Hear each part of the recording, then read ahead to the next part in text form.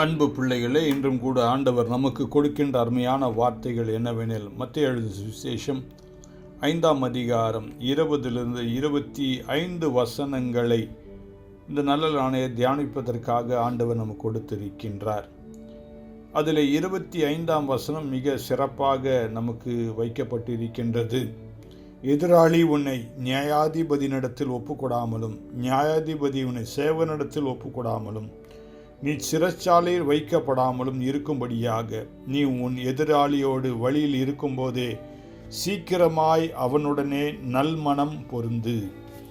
உன் எதிராளியினிடத்திலே நல் மனம் பொருந்து என்று சொல்லி அருமையான ஆண்டவர் இந்த நல்ல நாளிலே நமக்கு கற்றுக் கொடுக்கின்றார். அப்படி என்றால் நமக்கு எதிரிகள் முதலாவது இருக்கக்கூடாது. அப்படி எதிரியாக நாம் நினைக்கின்றவர்களிடத்திலே நல்மனம் பொருந்த வேண்டும் என்று சொல்லி வேதம் கூறுகின்றது. 24ஆம் வசனத்தில் அவர் சொல்லுகின்றார், உன் காணிக்கையை கூட நீ கொண்டு வந்து பலிபீடத்தின் முன் வைப்பதற்கு முன்பு உன் சகோதரனிடத்தில் ஒப்புரவாகி பின்பு வந்து உன் காணிக்கையை செலுத்து என்று சொல்லி வேதம் கூறுகின்றது. அப்படி என்றால் உன் எதிராளியினிடத்தில் நீ ஒப்புரவாகி நல்மனம் பொருந்தின பின்பே உன் காணிக்கையும் நீ கொண்டு வந்து நீ பலிபீடத்திலே கொண்டு வைக்க வேண்டும்.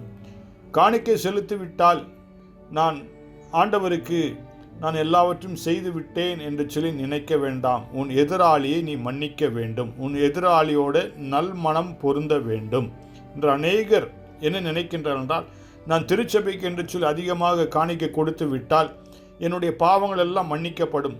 இதெல்லாம் திருப்பதி உண்டியல் தான்.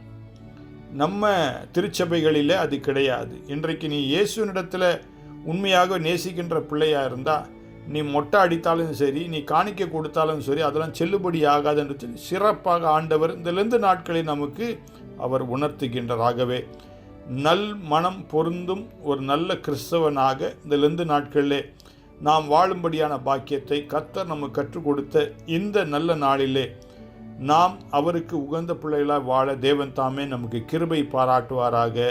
ஆமேன்.